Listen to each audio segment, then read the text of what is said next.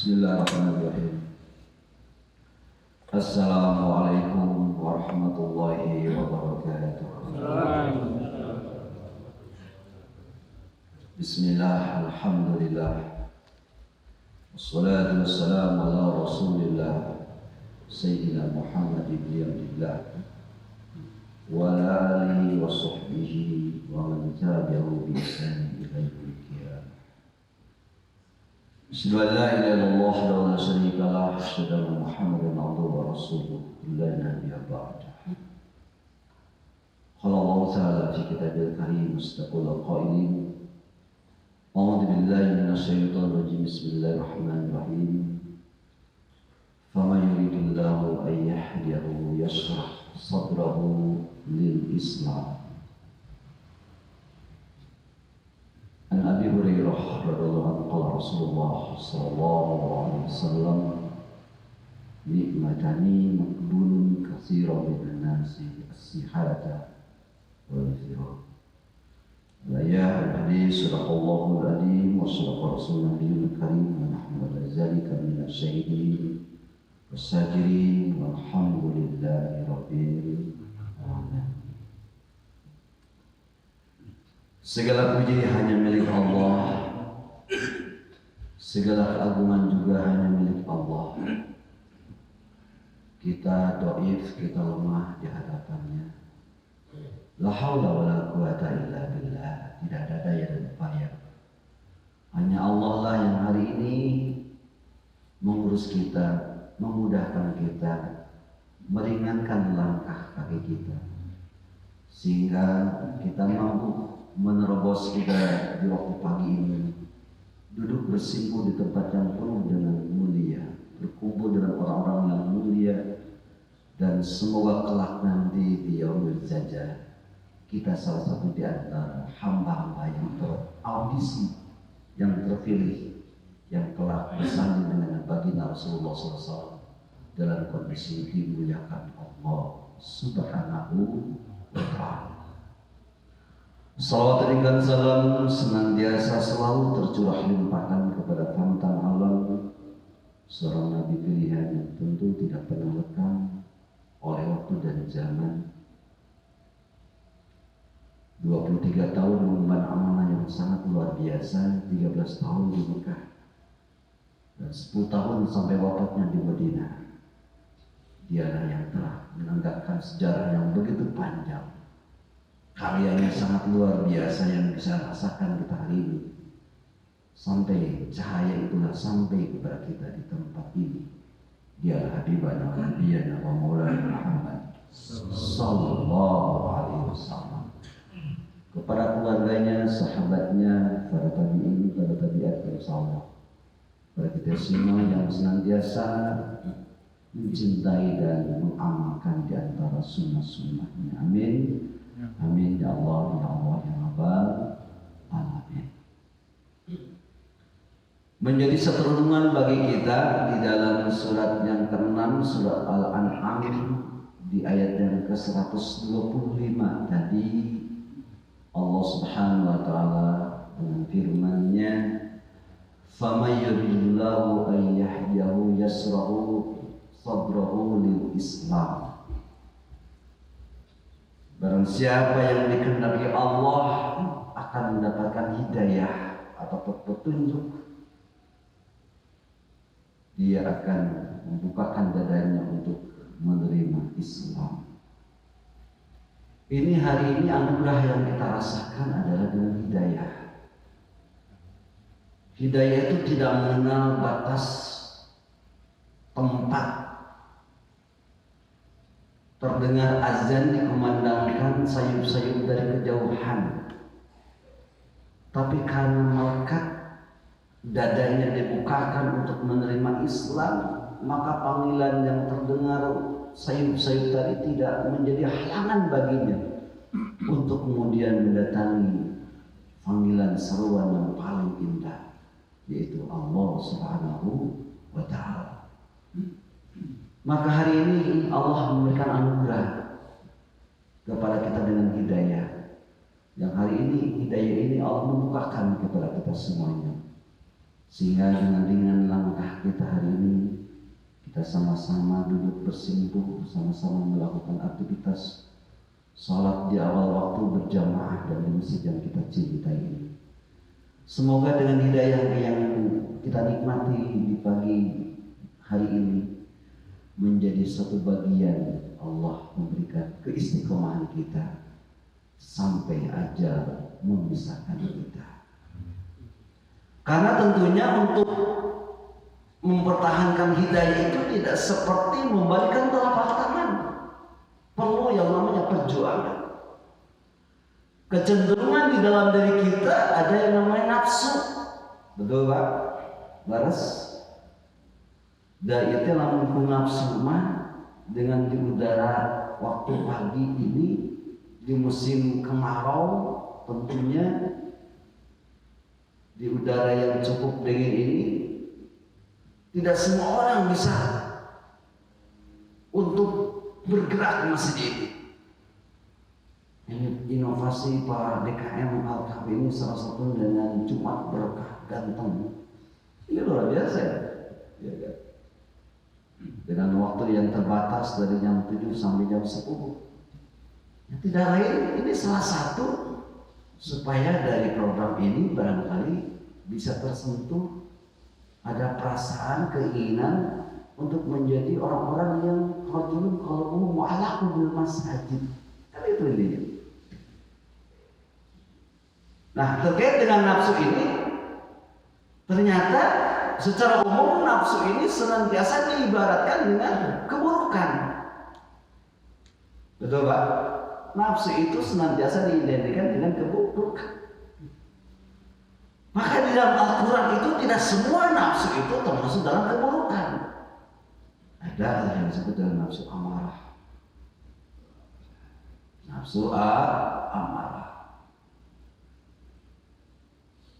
Nafsu yang ada di dalam Al-Quran yang senantiasa mengajak kebaikan, itulah yang disebut dengan nafsu mutmainnah. Jadi kalau hari ini kita lawan nafsu amarah ini dengan nafsu amarah ini dengan nafsu mutmainnah, dan kita diberikan oleh Allah hidayah, maka barangkali kita akan terhindar daripada gangguan setan laknatullah. Al-husnu lil mu'minin minas syaithanir salasah. Karena benteng dari segala gangguan setan itu bagi orang mukmin ini ada 3. Salah satunya hari ini adalah al-masjid. Masjid ini menjadi salah satu di antara benteng dari gangguan setan. Maka apa sih penyebab tidak terkendalinya hawa nafsu ini yang tadi disebut dengan nafsu amarah? Yang pertama, indikator orang yang kemudian menjadi penyebab tidak terkendalinya hawa nafsu ini, yang pertama, kita ini diperbudak dengan dunia. Nih Pak, poin yang pertama nih, kita diperbudak dengan dunia. Padahal dunia itu hanya sekedar keperluan. Ya, dunia hanya sekedar keperluan. Sedangkan akhirat adalah tujuan kita, orientasi kita. Bisa dilihat di dalam surat 29, di surat Al-Ankabut, di ayat yang ke-64. Allah Subhanahu wa taala menyampaikan, wa ma hadhil hayatud dunya illa lahu wa la'ib wa inna zarul akhirata lahiyal hayawan law kanu ya'lamun. Ini jelas bagi kita, ya. Dan kehidupan dunia ini hanyalah senda gurau dan permainan. Pak, namanya permainan terkadang kita suka bosan kan? Ya, ini sudah lama nih pakai motor ini, belum sampai rusak motor itu, tapi karena ada motor keluaran yang terbaru ini ya. Nggak rusak sih motor itu, nggak rusak, enggak. Cuman karena ada motor ataupun mobil keluaran baru, ataupun kita punya gadget, punya HP, pun sama HP kita tidak rusak, tidak lobet, tapi karena ada HP keluaran yang terbaru, ya mungkin kalau hitungan hari ataupun minggu ataupun bulan, serinya terbaru gitu kan, permainan Pak, terkadang membosankan. Ya. Dan sesungguhnya negeri akhirat itu kehidupan yang sebenarnya. Ya, sekiranya layak namun mereka itu mengetahui. Jadi orang-orang yang kemudian diperbudak dengan dunia inilah yang mungkin akibatkan bagaimana penyebab tidak terkendalinya hawa nafsu, karena diperbudak dengan dunia. Ya. Karena hakikatnya dunia ini tidak pernah mengenyangkan kita. Aslina wali diriumkeun, tidak pernah mengenyangkan kita. Kita sudah makan siang kenyang, tidur asal terus kekurupukan deui kan, sudah lapar lagi, betul tidak? Kalau yang mungkin bisa mengenyangkan kita mungkin asal maghrib ada kue terus, ya betul Pak? Nah inilah. Jadi poin yang pertama, ya penyebab tidak terkendalinya hawa nafsu itu karena kita ini diperbudak dengan dunia. Yang kedua adalah masuk dalam perangkap setan. Oh, betul. Kita masuk dalam perangkap setan.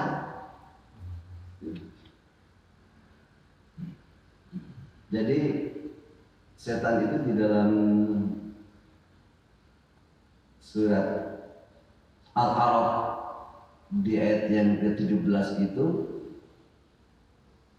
setan itu menggoda kita dari berbagai arah mata angin, dari atas, dari bawah, dari kiri, dari kanan, dari belakang, dari depan.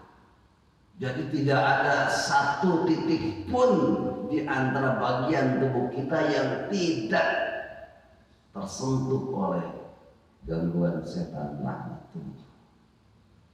Dan mereka nanti akan berlepas diri dari kita, sebagaimana Nabi Adam alaihissalam tergelincir dari surganya Allah Subhanahu wa taala itu karena bujukan rayuan iblis setan laknatullah. Jadi apa yang kita harus lakukan? Seharusnya setan itu adalah menjadi apa? Setan itu menjadi musuh yang nyata bagi kita. Tugas kita adalah membuat setan itu frustasi. Tugas kita adalah membuat setan itu frustasi ataupun putus asa. Ketika kita hari ini sholat subuh berjamaah, kita beraktivitas sampai waktu zuhur, jeda waktu antara subuh sampai waktu zuhur cukup waktu kita beraktivitas. Maka di antara waktu itu setan itu beroperasi menggoda kita, sebagaimana tadi dalam surat 7 ayat yang ke-17, menggoda kita dari berbagai arah. Saat nanti jam 11.57 terdengar azan dikumandangkan, kita tinggalkan pekerjaan kesibukan kita ambil air wudhu, lalu kemudian kita tegakkan sholat duhur berjamaah, maka dosa-dosa kita yang dilakukan tadi, selama dosa itu bukan dosa syirik musyrik kepada Allah, maka dosa-dosa dari gangguan setan tadi itu dihapuskan dengan sholat duhur. Bahkan dari sela-sela jemari kita ketika kita berwudu itu pun bergugurannya dosa-dosa kita dari gangguan setan. Jadi setan itu dia sia-sia, frustasi, putus asa. Aku sia-sia pekerjaan aku hari ini menggoda anak Adam, dan ketika waktu zuhur sampai waktu asar, asar sampai waktu maghrib, maghrib sampai waktu isya dan seterusnya, itu karena kita selama 5 waktu ini kita kemudian hidup dalam ketaatan kita kepada Allah Subhanahu wa Ta'ala. Jadi poin yang kedua adalah masuk dalam perangkap setan. Hati-hati. Dan yang ketiga adalah lingkungan yang tidak kondusif. Maka Allah Subhanahu wa Ta'ala di dalam surat 26 ayat yang ke-83 surat Asy-Syura itu doa yang dimintakan oleh Nabiullah Ibrahim alaihissalam, Rabbi habli hukman wa alhifni bis-shalihin. Ya Allah, berikanlah kepadaku hikmah, pengetahuan ataupun ilmu, dan masukkanlah aku kepada golongan orang-orang yang saleh. Jadi kalau hari ini kita sama-sama di satu komunitas menjadi orang-orang yang saleh, maka lingkungan yang saleh ini akan membentuk jiwa kita menjadi orang-orang yang saleh. Artinya lingkungan ini betul-betul sangat berdampak kepada pembentukan karakter kita.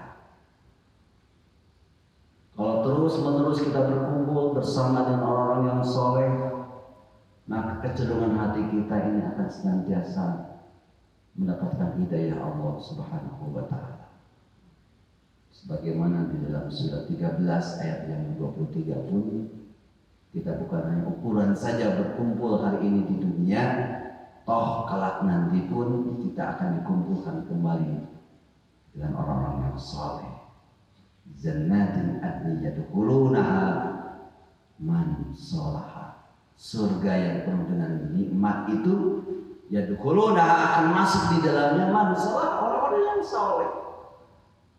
Jadi kalau hari ini di dunia ini bersama-sama kita berkumpul dengan orang-orang yang saleh, maka nanti di akhirat pun kita akan berkumpul lagi dengan orang yang saleh yang mungkin hanya dipisahkan ya kematian yang sesaat saja, tapi nanti Allah akan kumpulkan kita nanti sebagaimana di dalam surat 13 ayat yang ke-23. Dan yang terakhir, ya, apa yang menjadi penyebab tidak terkendalinya hawa nafsu ini? Karena jiwa kita yang kurang diasah ataupun dibina. Ya. Maka kemudian lewat majelis ilmu inilah, dari setiap Jumat ke Jumat, dari setiap Ahad, kajian Ahadnya, pengajian Ahadnya, kita dicas kembali hati kita, iman kita, supaya kita betul-betul terjaga kualitas iman kita.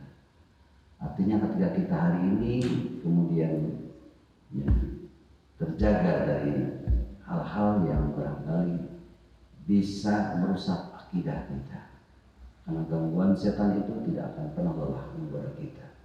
Maka jiwa yang kurang terkena yang kurang dibina inilah, maka Allah Subhanahu wa Ta'ala senantiasa memberikan tentu yang terbaik bagi kehidupan kita. Semoga uraian yang singkat yang disampaikan pada kajian subuh ini kita mampu mengistiqomahkan apa yang kita lakukan ini. Harapan kita semuanya, semoga Allah menuntun kita di dalam kebaikan-kebaikan dan terhindar dari segala gangguan-gangguan yang itu semuanya bisa membinasakan kita. Hidup itu pilihan, dan pilihan yang terbaik adalah kita senantiasa ada di dalam hidayah Allah Subhanahu wa Ta'ala. Mari sama-sama kita akhiri dengan bermunajat kepada Allah. Semoga doa yang kita lantunkan menjadi asbab Allah menjawab doa-doa kita. Dan saya dirikan dan alhamdulillah bi majid. Ya Rabbana lakal hamdu kama yanbaghi li jalika karimati sultan. Allahumma ighfir lil mu'minina wal mu'minat wal muslimina wal muslimat al ahya'i minhum wal amwat bi rahmatika ya arhamar rahimin. Rabbana la tuzigh qulubana ba'da idh hadaytana wa hab lana min ladunka rahmah innaka antal wahhab. Rabbana innana sami'na munadiyan yunadi lil iman an aminu bi rabbikum fa'amanna. Rabbana faghfir lana dhunubana wa kaffir 'anna sayyi'atina wa tawaffana ma'al abrar. La ilaha illa anta subhanaka inni kuntu minaz zalimin. Rabbana atina fid dunya hasanah wa fil akhirati hasanah wa qina adzabannar. Sallallahu ala sayyidina Muhammadin wa ala alihi washabihi wasallam. Subhana rabbika rabbil izzati amma yasifun wa salamun ala mursalin walhamdulillahi rabbil alamin. Demikian kajian subuh pada kesempatan pagi ini, semoga ada guna dan manfaatnya. Allahumma fiqh ila mutariq. Assalamualaikum warahmatullahi wabarakatuh.